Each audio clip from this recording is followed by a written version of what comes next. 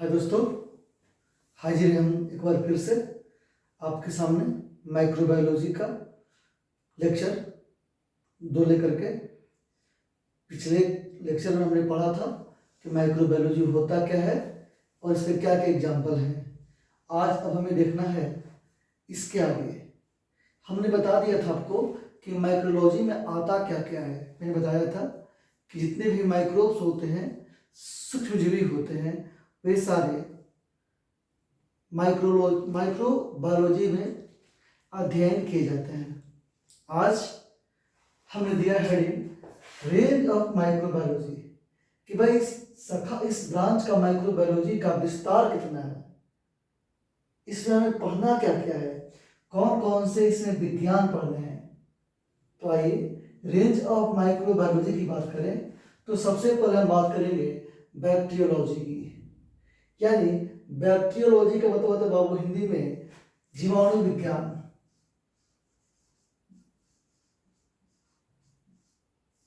जीवाणु विज्ञान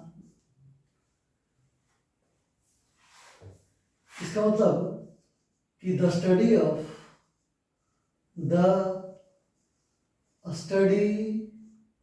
of bacteria, यानी जिस माइक्रोबायोलॉजी की शाखा में हम बैक्टीरिया का अध्ययन करते हैं उसे हम कहते हैं बैक्टीरियोलॉजी। और जीवाणु विज्ञान। और आपसे पूछे कि who is the father of bacteriology, जीवाणु विज्ञान के पिता कौन है, तो आप नाम रखेंगे Antonio von Leeuwenhoek. Antonio von Leeuwenhoek.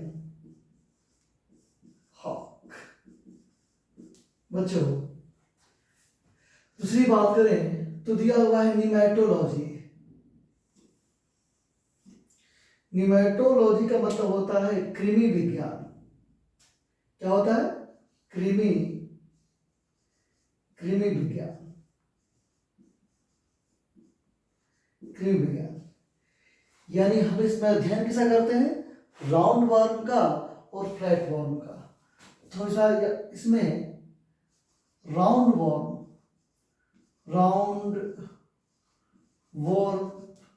एवं फ्लैट वर्म का अध्ययन करते हैं।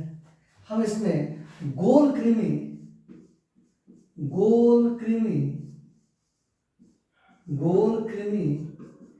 एवं चपटे कृमि का अध्ययन करते हैं। आपसे पूछे कि निमेटोलॉजी के फादर कौन है, जनक कौन है इसके। बच्चों, निमेटोलॉजी के जनक आपको याद रखने हैं, उनका नाम है कार्ल रुडोल्फी।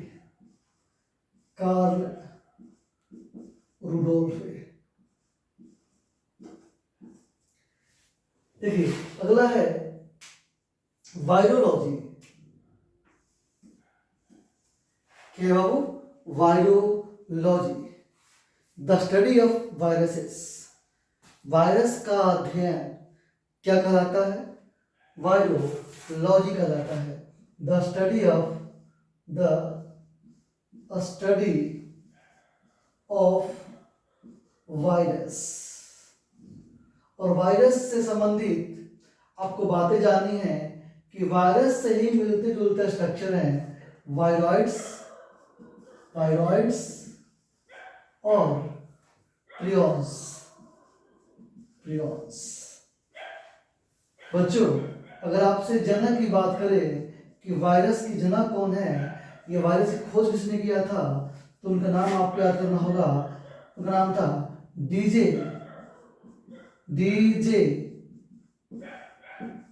इवानोवास्की।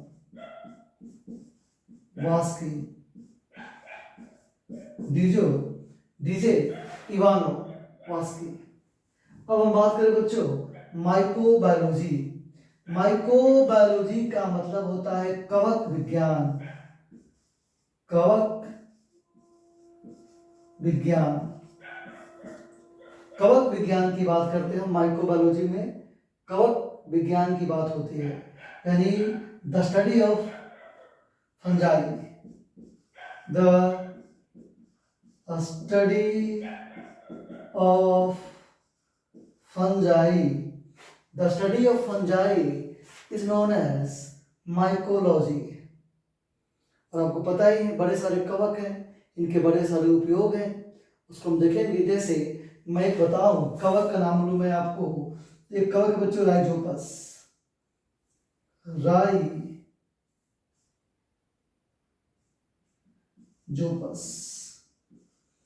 ये रोटी पर लगने वाले कवक हैं। तो एक है पेनिसिलियम नोटेटम, पेनिसिलियम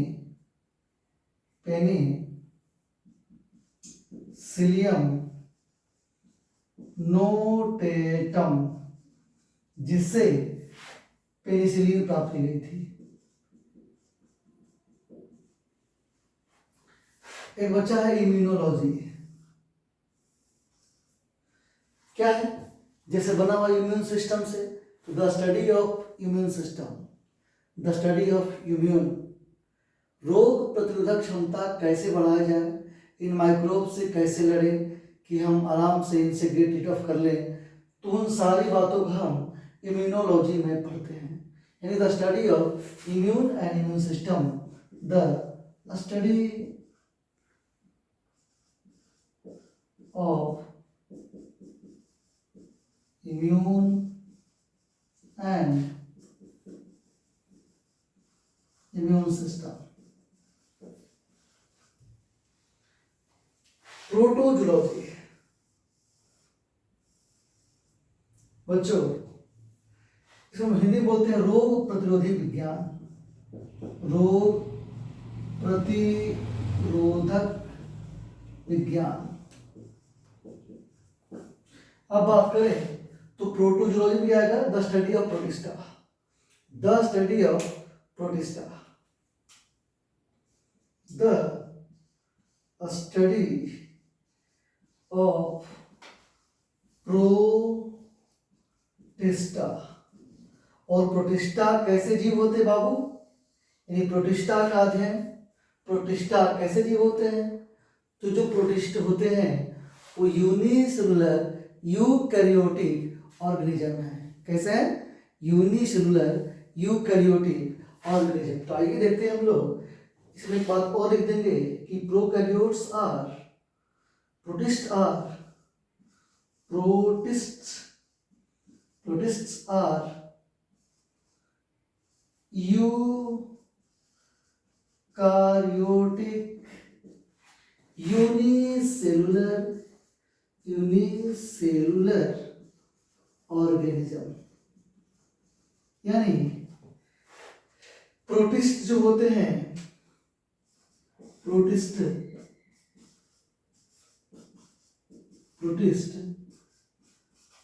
एक कोशिकीय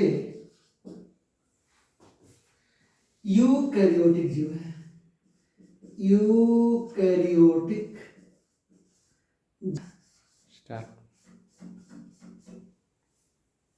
देखिए आगे, तो आगे बात करें तो हम अब बात करेंगे पारासिटोलॉजी। और प्रोटिस्ट में आते कौन कौन है इसकी बात हम लोग करेंगे। तो हम लोग बारी से पढ़ेंगे। सबसे पहले मैं आपको पढ़ाऊंगा बैक्टीरियोलॉजी, फिर पढ़ाऊंगा आपको वायरोलॉजी, फिर पढ़ाऊंगा आपको माइक्रोबायोलॉजी, फिर पढ़ाऊंगा आपको प्रोटोजोलॉजी। तो ये देखिए मेन ब्रांच हो गए जो हम लोग पढ़ेंगे बारी से। अभी इंट्रोडक्शन चल रहा है, इसमें पढ़ना क्या है, माइक्रोबायोलॉजी होता क्या है, इसके रेंज क्या है, आपको ये भी तो जानने हैं। जब तक हम नहीं जाने पढ़ना क्या है, सिलेबस क्या है, हम कैसे पढ़ पाएंगे आगे। तो ये तो सिलेबस है, मैं विस्तार से आपको बैक्टीरियोलॉजी पढ़ाऊंगा। इससे बैक्टीरिया हमारे लिए फायदेमंद कितना है, कितने नुकसानमंद है, नुकसानदेह कितना है, ये सारी बातें हम करेंगे। तो देखिए अब हम लोग पारासिटोलॉजी की बात करें बच्चों, the study of parasite, the study of parasite, parasite. तो इसमें लोग परजीवियों का अध्ययन करते हैं, परजीवियों का अध्ययन। परजीवी हमारे लिए नुकसानदेह है कि फायदेमंद है? तो परजीवी हमेशा ही हमारे लिए नुकसानदेह होते हैं। क्या होता है parasitism? The relation in which single organism beneficiary whereas the host get losses is known as parasitism। तो ये हम पढ़ेंगे पैरासिटिज्म के बारे में। अब देखिए फाइकोलॉजी है कि बाबू फाइकोलॉजी। तो फाइकोलॉजी का मतलब होता है शैवाल विज्ञान। क्या होता है बच्चों? शैवाल विज्ञान होता है, शैवाल।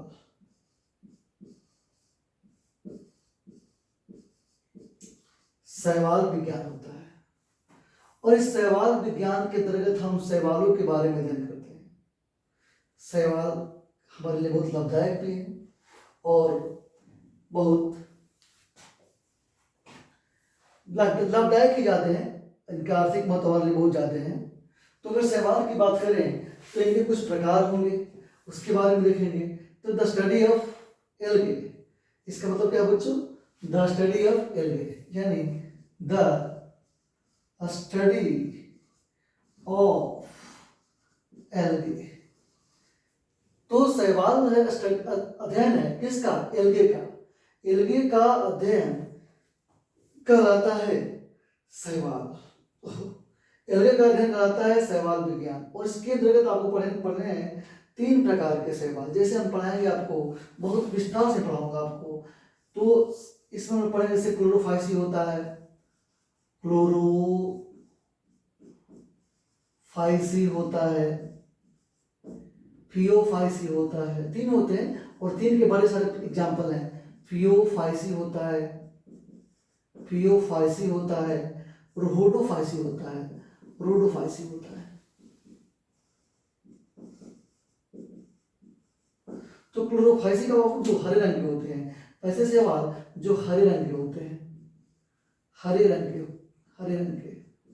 वैसे शैवाल जो हरे रंग के होते हैं क्लोरोफाइसी कहलाते हैं। वैसे शैवाल जो भूरे रंग के होते हैं फियोफाइसी कहलाते हैं। और वैसे शैवाल जो लाल रंग के होते हैं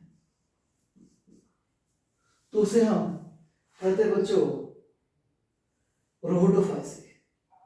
अब सवाल कि फाइकोलॉजी के जनक कौन है? वो is the father of phycology.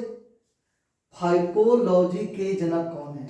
जैसे मैंने आपको बताया है यहाँ पे कि जीवाणु विज्ञान के जनक हैं एंटोनियो वॉन लीवेनॉक, क्रिया विज्ञान के हैं कार्ल रुडोल्फी, वायरोलॉजी के हैं डीजे इवानोव्स्की। तो उस तरह से आपको कवक विज्ञान के बारे में बताना है कि कवक विज्ञान कौन है बच्चों। तो कवक विज्ञान का भी आप लिख सकते हैं, मैं यहाँ लिख रहा हूँ कवक विज्ञान के जनक कौन है। देखिए ध्यान से देखिएगा, कहाँ लिख दूँ, कहाँ लिख दूँ? चलिए मैं लिख देता हूँ, यहाँ पे मैं लिख देता हूँ इस बॉक्स में। कवक विज्ञान के जनक आपको याद रखने हैं। तो कवक विज्ञान के बच्चों जनक है आपको Heinrich Anton de Bary. Heinrich Anton de Bary. चलिए, तो इसी तरह से आपको जानना है कि फाइकोलॉजी कौन है। तो फाइकोलॉजी में शैवाल विज्ञान जनक है एफ ई फ्रिस। क्या बच्चों? इसके जनक नाम है एफ ई फ्रिस। तो देखिए अभी आप जान गए, पूरे आपको मैंने रेंज बताया माइक्रोबायोलॉजी में कि हमें कौन कौन से माइक्रोबायोलॉजी के ब्रांचेस पढ़ने हैं और इससे कौन कौन सी बीमारियां होती हैं। अभी मैंने आपको ये सारी बातें एक ओवरव्यू दिया, एक आपको मैंने दिया। अच्छा, माइक्रोबायोलॉजी का रेंज हुआ तो बच्चों माइक्रोबायोलॉजी को पढ़ने में, समझने में बहुत सारे लोगों का योगदान होगा। आइए अब हम उनके सम्मान में उनका नाम पढ़ेंगे। आइए आगे बढ़ते हैं और देखते हैं कि माइक्रोबायोलॉजी में किन किन साइंटिस्टों का योगदान रहा है इसको आगे बढ़ाने में। आइए आगे देखते हैं। आइए बच्चों, अब हम उन साइंटिस्टों का अध्ययन करते हैं जो माइक्रोबायोलॉजी में क्रांति ला दिया है उन्होंने। आइए सबसे पहले हम बात करेंगे रॉबर्ट हुक की। जानेंगे रॉबर्ट हुक कौन थे। तो सबसे पहले जानना है ये कि एक इंग्लिश साइंटिस्ट थे, इंग्लिश साइंटिस्ट। और आपको पता ही होगा कि सेल वाज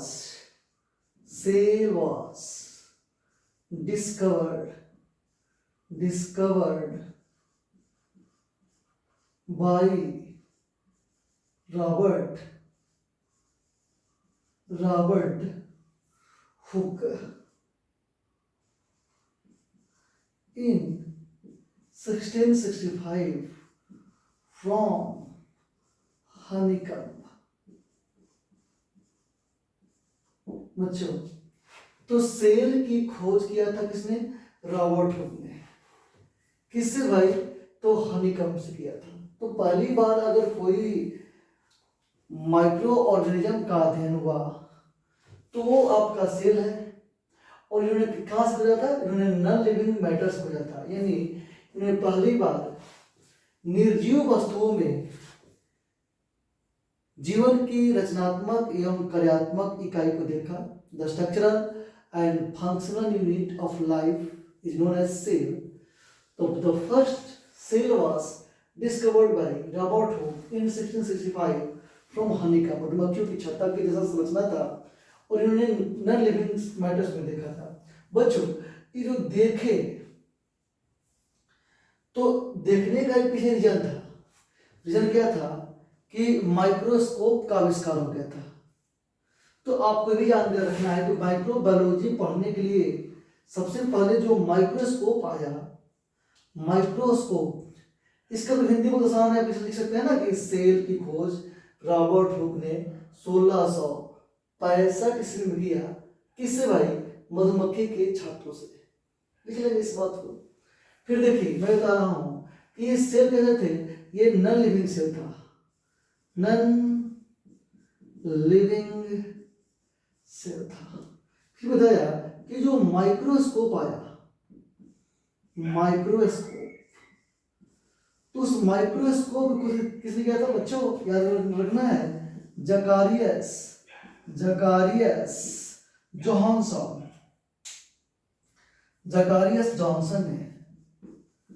जॉनसन ने सबसे पहली बार खोज किया था माइक्रोस्कोप का। ये माइक्रोस्कोप की खोज ने माइक्रोबायोलॉजी की दुनिया में क्रांति ला दी और बड़े सारे आविष्कार हुए। तो सबसे पहले तो माइक्रोस्कोप का आविष्कार हुआ, जकारियस जॉनसन ने किया था, and it was modified by Galileo. It was modified by Galileo. बच्चों, हिंदी वाले बच्चे सुनेंगे। मैंने क्या कहा? मैंने कहा कि सेल की खोज 1665 ईस्वी में रॉबर्ट हुक ने किया था मधुमक्खी के छत्ता से। और कहाँ किए थे? इन्होंने निर्जीव वस्तुओं में किया था, निर्जीव वस्तुओं में सेल की खोज की। फिर आपसे पूछेगा कि सूक्ष्मदर्शी की खोज किसने किया था? सूक्ष्मदर्शी, तो कहेंगे आप जकारियस जॉनसन। क्या कहेंगे? जकारियस जॉनसन ने किसी खोज कर ली? बोलिए। तो खोज किया माइक्रोस्कोप सूक्ष्मदर्शी का, और इसको मॉडिफाइड किया गया था गैलीलियो द्वारा। कहाँ के थे गैलीलियो? इटली के थे। अब बात करें दूसरी बात, एंटोनियो वॉन लीवेनहॉक की। बच्चों, एंटोनियो वॉन लीवेनहॉक आए और एंटोनियो वॉन लीवेनहॉक ने खोज कर डाली लिविंग सेल में। तो the first living cell was discovered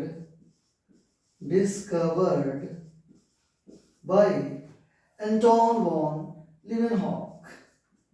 Anton von Leeuwenhoek।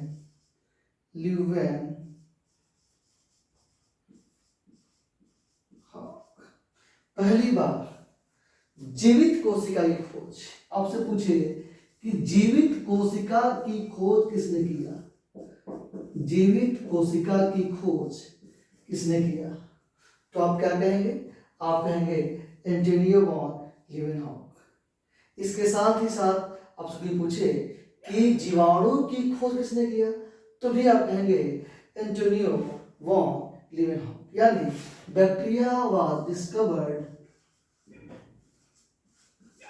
Bacteria was discovered,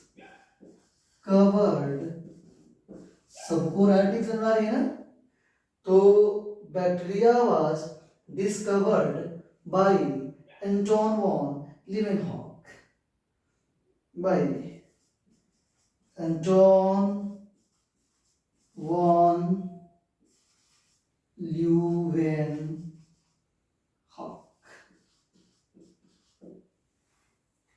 इसीलिए उसे कहते हैं फादर ऑफ बैक्टीरियोलॉजी, जीवाणु विज्ञान के पिता। क्यों? क्योंकि इन्होंने ही जीवाणु की खोज की थी।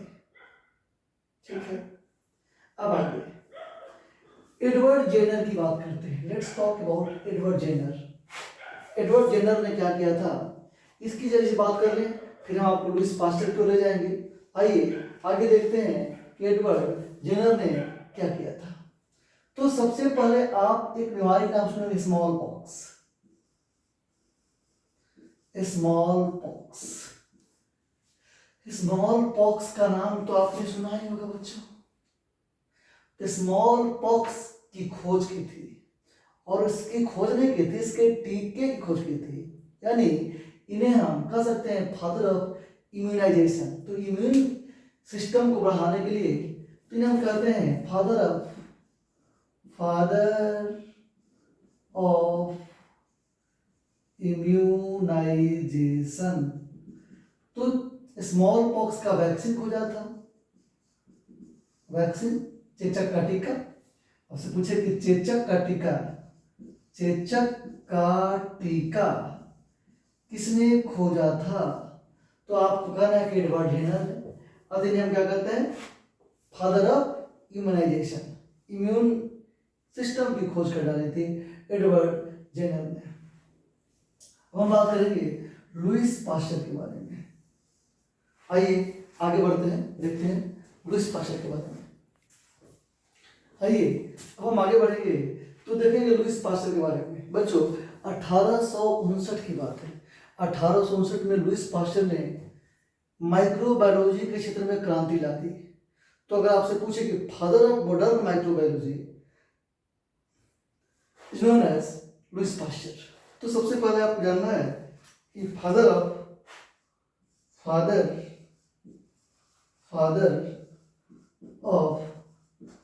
Modern microbiology, father of modern microbiology is known as Louis Pasteur. कब की बात है? 1859। और इन्होंने मॉडर्न माइक्रोबायोलॉजी के बारे में बहुत सारे प्रिंसिपल दिए, और सबसे क्रांतिकारी सिद्धांत क्या दिया? Pasteurisation of milk. तो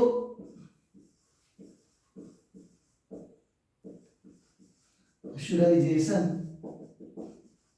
ऑफ मिल्क, क्या भाई मिल्क को हम लगातार गर्म करते हैं, हीट करते हैं 40 डिग्री सेंटीग्रेड पर, और एक और रैंडम ठंडा कर लेते हैं उसको। दूध को हम लगातार गर्म करें 40 डिग्री सेंटीग्रेड के तापमान पर, और तुरंत उसको हम ठंडा कर लेते हैं। तो इस विधि को हम लोग कहते हैं पास्चुराइजेशन, पास्चुरीकरण। क्या होता है बच्चों? फिर से बोल रहा हूं, ये बैक्टीरिया को, माइक्रोब्स को रिमूव करने का तरीका है कि कैसे बैक्टीरिया या माइक्रोब्स, जो हानिकारक माइक्रोब्स हैं, वो किसी भी फूड मटेरियल से अलग हो जाए तो हम क्या करते हैं, उसको 40 डिग्री सेंटीग्रेड पर गर्म करते हैं और अचानक ठंडा कर लेते हैं, और इस प्रकार से हम दूध को कर लेते हैं शुद्ध, पाश्चुरीकरण कर लेते हैं। तो और इन्होंने बहुत सारे बेसिक आइडियाज एंड प्रिंसिपल दिया है किसके रिगार्डिंग, माइक्रोबायोलॉजी के रिगार्डिंग सबसे ज़्यादा कोई बेसिक प्रिंसिपल थ्योरी दिया है वो कौन है, लुईस पाश्चर है। अब बस एक और साइंटिस्ट बचे हुए हैं, आइए उनको देखते हैं। अब बच्चों अब देखिए हम लोग रॉबर्ट कोच के बारे में। कहाँ के थे ये थे आपके जर्मनी के जर्मन फिजिसिस्ट थे,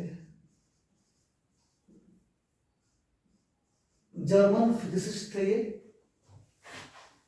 SIST। तो जर्मन फिजिसिस्ट थे, जर्मन के थे, जर्मन के ये भौतिक वैज्ञानिक थे रॉबर्ट कोच, जर्मनी के। और जर्म थ्योरी, सबसे पहली बात कि जर्म थ्योरी दिया था किसने, तो बच्चों जर्म थ्योरी दिया था लुईस पाश्चर ने, लुईस पाश्चर ने। लेकिन जर्म थ्योरी को एलाबोरेट किया किसने, वो किया आपको रॉबर्ट कोच ने। और इन्होंने दिया संकल्पना कोच पोस्टुलेट, कोच संकल्पना। तो पूछेगा कोच संकल्पना किसने दिया है, तो रॉबर्ट कोच ने दिया है। फेमस कब हुए, जब देखो ट्यूबरक्लोसिस की खोज की है, ट्यूबरक्लोसिस की कॉज की खोज की है। बच्चों ये क्या है, ये टीबी है, टीबी रोग होता है ना, उसी खोज किया था, उसके बैक्टीरिया की खोज किया था। उस बैक्टीरिया का नाम है ट्यूबरक्लोसिस बैसिलस। ट्यूबरक्लोसिस बैसिलस एक बैक्टीरिया है जिसकी खोज 1882 में किसने कर दिया था बच्चों, रॉबर्ट कोच ने कर दिया था। फिर आपसे पूछे, देखिए एक आपको है एंथ्रियासिस बैसिलस, क्या है बच्चों, एंथ्रियासिस बैसिलस। मैं हिंदी लिखता हूँ, एंथ्रियासिस बैसिलस। बच्चों इससे एंथ्रेक्स रोग होता है, और एक होता है कोलेरा, विब्रियो कोलेरिस है, विब्रियो विब्रियो कोलेरी से होता है बच्चों। आकार में सबसे छोटा बैक्टीरिया है, और इस बैक्टीरिया का आकार है कॉमा जैसा। पूछेगा कि किस बैक्टीरिया का आकार कॉमा जैसा है, तो ये है आपके विब्रियो कोलेरी। तो कोलेरा के बैक्टीरिया की खोज, एंथ्रेक्स के बैक्टीरिया की खोज, ट्यूबरकुलोसिस के बैक्टीरिया की खोज किसने कर दी थी, रॉबर्ट कोच ने। और इससे ये एकदम पूरी दुनिया में फेमस हो गए थे। बच्चों आप याद किए होंगे कि ट्यूबरकुलोसिस के लिए, टीबी के लिए, टीबी को इरेडिकेट करने के लिए कौन सा टीका दिया जाता है, तो टीबी के उन्मूलन के लिए, टीबी को जड़ से खत्म करने के लिए बच्चों में एक टीका लगती है, नाम है BCG का टीका, वैक्सीन लगता है, BCG वैक्सीन। BCG का फॉर्म है बैसिलस कॉलमेट यूरिन। और देखिए ध्यान से, भले ही टीबी की बैक्टीरिया की खोज रॉबर्ट कोच ने किया था, लेकिन BCG का टीका खोज रॉबर्ट कोच ने नहीं किया है। नाम ही में देखिए कॉलमेट और यूरिन, ये दो साइंटिस्ट मिलकर के BCG के टीका की खोज की थी। देखिए तो ये हमारे रॉबर्ट कोच साहब थे। और इसके बाद और इनके जो थे, इनसे जूनियर, ये रॉबर्ट कोच जूनियर थे लुईस पाश्चर के। फिर देखिए अगला देखिए फैनी एंजेलिना एरास्मिस। तो ये फैनी एंजेलिना एरास्मिस जो है ये एक लेडीज हैं, तो बहुत ही कम लेडीज हैं, there are few ladies that work in the field of microbiology, and I think Fanny Angelina Erasmus, those ladies who played pivotal role in the enhancement of microbiology। तो बहुत कम स्त्रियां हैं जिन्होंने माइक्रोबायोलॉजी के क्षेत्र में काफी मतलब योगदान दिया है। तो वो योगदान है इनका फैनी एंजेलिना एरास्मिस। क्या बच्चों, नाम हिंदी लिखता हूं मैं, हिंदी नाम आपको लिखने में आसानी होगी, फैनी एंजेलिना एंजेलिना एलिसमस, एलिसमस। और इन्होंने किस पर काम किया था? तो इनका फील्ड था, कार्य था अगर अगर, AGAR, अगर अगर। बच्चों ये क्या है? अगर अगर एक सवाल है, अगर अगर एक सवाल है बच्चों, सवाल का प्रकार एलगी है, एलगी है, अगर अगर एक एलगी है। क्या है? एलगी का प्रकार है, अगर अगर एक सवाल है। और उन्होंने इस पर काम किया और इसका प्रयोग करके जेली बना दिया, जिलेडियम बना दिया,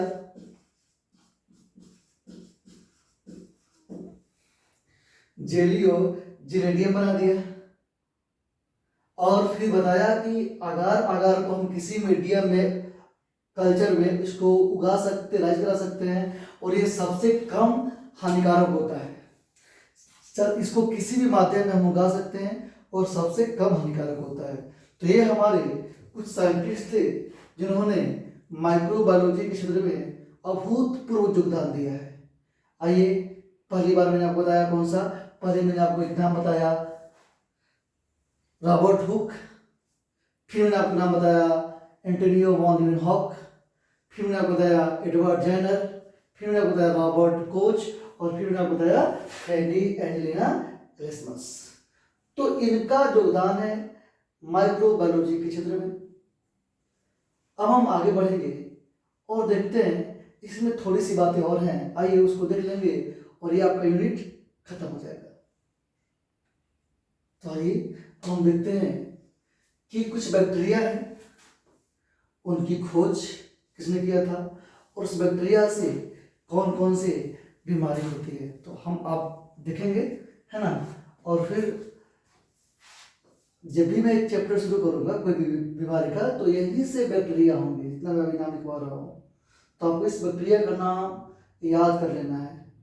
मैं यहाँ रोग बताऊंगा छोटे बीमारी पर, ये बस रोग कौन कौन से होते हैं। आइए देखिए, सबसे पहले आपको माइकोबैक्टीरियम लेप्री, क्या नाम बाबू?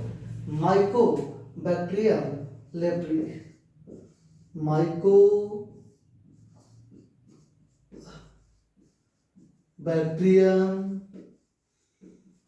लेप्री। बच्चों, माइकोबैक्टीरियम लेप्री के आविष्कार, इसकी डिस्कवरी 1874 एडी में हुआ। किसने किया था? हेंसन। और इससे होता क्या है? इससे होता है आपको एक बीमारी जिसका नाम है लेप्रोसी। लेप्रोसी, लेप्रोसी में तो बच्चों कुष्ठ रोग होता है। तो आपको याद रखना, कुष्ठ रोग किससे होता है? तो होता है ये माइकोबैक्टीरियम लेप्री से।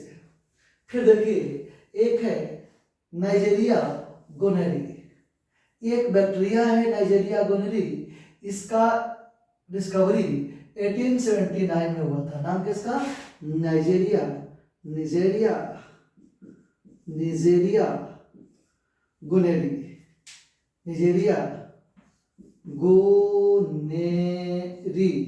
और इसे खोज किया था निजर ने। और इससे बच्चों एक बीमारी होती है बहुत खतरनाक, औरतों में होती है बीमारी, नाम है सिफिलिस, SYPHYLIS, सिफिलिस। तो बच्चों सिफिलिस नामक बीमारी होती है, सिफिलिस। उनके रिप्रोडक्टिव पार्ट में बीमारी होती है, तो एक सेक्सुअल डिजीज है ये। फिर आगे बढ़ेंगे, देखिए नाम है इसका salmonella typhi, salmonella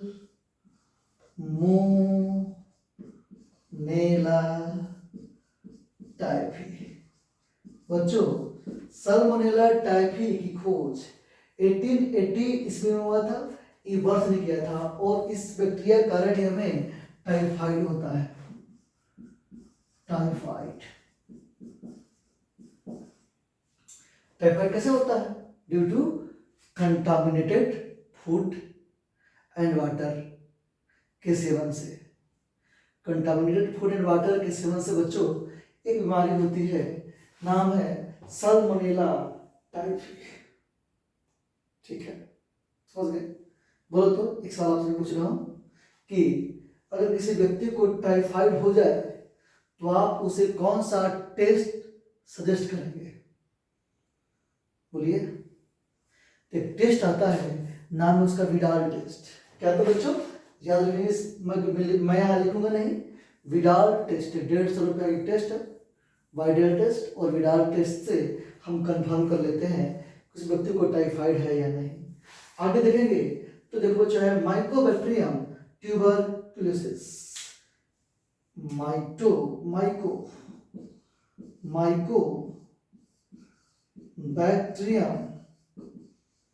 bacterium tuberculosis. बच्चों, माइटोबैक्टीरियम ट्यूबरकुलोसिस की खोज रॉबर्ट कोच ने किया था। किसने किया था? Robert Koch. और इससे एक बीमारी होती है टीबी, सभी को पता है, टीबी या क्षय रोग या यक्षमा। फिर देखिए, विब्रियो कोलेरी है बच्चों, और ये विब्रियो कोलेरी है, विब्रियो कोलेरी। और विब्रियो कोलेरी नामक बैक्टीरिया से बच्चों एक बीमारी होती है, इसका नाम हम लोग कहते हैं कॉलेरा, हैजा। और खोज किया था रॉबर्ट कोच ने। कब हुई थी इसको? 1883 AD में। फिर ये कोरोबैक्टीरियम डिप्थेरियाई है। क्या नाम है? कोरोबैक्टीरियम डिप्थेरियाई। मैं यहाँ लिखता हूँ, लिख लेंगे इस बात को। कोरोबैक्टीरियम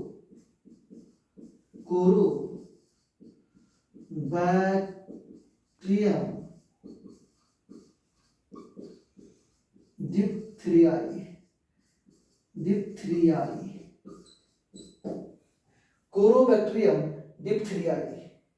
और इस बैक्टीरिया से बच्चों इसी खोज किया था लोफेलर ने, और इससे होता है आपको डिप्थेरिया रोग, गले की बीमारी है डिप्थेरिया, गले की बीमारी है।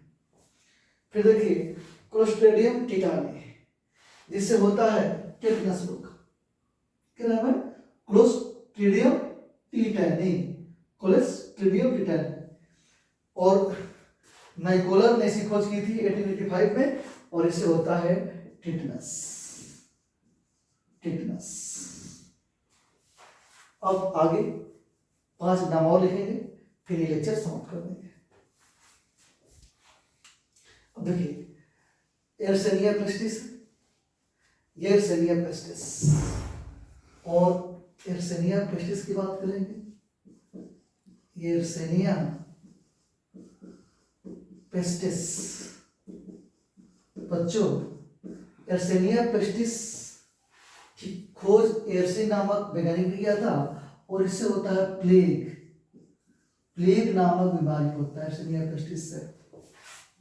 फिर बात करें क्लोस्ट्रिडियम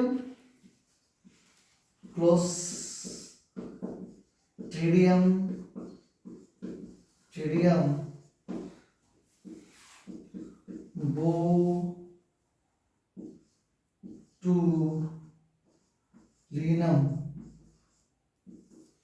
और इसी खोज किए थे एमेंजन ने। और इससे क्या होता है आपको?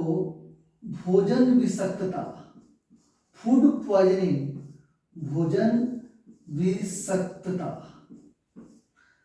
तो देखो, कभी कभी रखे भोजन जहरीला हो जाता है, क्योंकि उसमें एक बैक्टीरिया ग्रो कर जाता है। उस बैक्टीरिया का नाम है क्लोस्ट्रिडियम बोटुलिनम। फिर बात करेंगे स्टेफाइलोकोकस। बच्चों, स्टेफाइलोकोकस एक बैक्टीरिया है जो गुच्छेदार होता है और गोलाकार होता है, स्फेरिकल होता है, गोला शेप में। और इसकी खोज किया था ऑगस्टन ने। और इसी स्टेफाइलोकोकस पर एलेक्जेंडर फ्लेमिंग काम कर रहे थे, और तब तक खोज कर दी उन्होंने पेनिसिलियम नोटेटम नामक फंजाई से पेनिसिलिन एंटीबायोटिक की खोज कर दी थी। तो वर्क कर रहे थे स्टेफाइलोकोकस पर, और खुजा गया आपको क्या? पेनिसिलिन। तो विज्ञान में जब ऐसा कोई सडन प्लेजेंटफुल डिस्कवरी होता है ना, ये सब कहते हैं सेरेंडिपिटी। कहते हैं सेरेंडिपिटी। काम किसी और पे कर रहे थे, कुछ हो गया और। तो ऐसी चीजों को विज्ञान में एक शब्द दिया जाता है सेरेंडिपिटी। तो सेरेंडिपिटी शब्द इसलिए पहले फोकस के लिए है। और हीमोफिलस इन्फ्लुएंजा बच्चों, इसी खोज किया था पिफियर ने, और इससे आपको एक रोग होता है जिसका नाम है निमोनिया। न्यूमोनिया। न्यूमोनिया का स्पेलिंग याद है आप लोगों को? PNEUMONI, याद रखिएगा। निमोनिया का स्पेलिंग बहुत लोग पूछता है, आपको बनना है डॉक्टर और आपसे कोई भी गेस्ट आएगा तो पहले पूछता है बताओ निमोनिया का स्पेलिंग क्या है, तो आप याद कर लेंगे PNEUMONIA, निमोनिया होता है। फिर देखिए स्ट्रेप्टोकोकस है, ये लगातार ऐसे रहते हैं कंटिन्यू, जब क्षणनुमा होते हैं और लगातार गोले एक दूसरे से ज्वाइंट हो जाते हैं तो इसे स्ट्रेप्टोकोकस कहते हैं। और इसे खोज किया था फेहेल्सन ने। देखिए ये आपको स्टेफाइलोकोकस है, स्टेफाइलोकोकस। ये आपको हीमोफिलस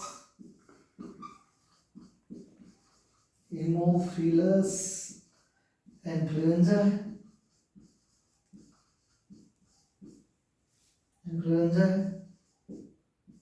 ये आपका स्ट्रेप्टोकोकस है, स्ट्रेप्टोकोकस। तो बच्चों ये सारे बैक्टीरिया थे जिनके नाम आपको याद करना है। आपका पहला चैप्टर होता है कंप्लीट। यहाँ पे वीडियो अच्छा लगे तो लाइक कीजिए, शेयर करें, अपने दोस्तों को बताएं। मैं यहाँ पे आपको पूरा माइक्रोबायोलॉजी पढ़ाऊंगा और कंटिन्यू वीडियो डालेंगे, तो आप अपने एक पेपर के लिए निश्चिंत ही रहें। अब हम मिलते हैं अगले वीडियो में, तब तक के लिए अपना ख्याल रखें, खुश रहें, धन्यवाद।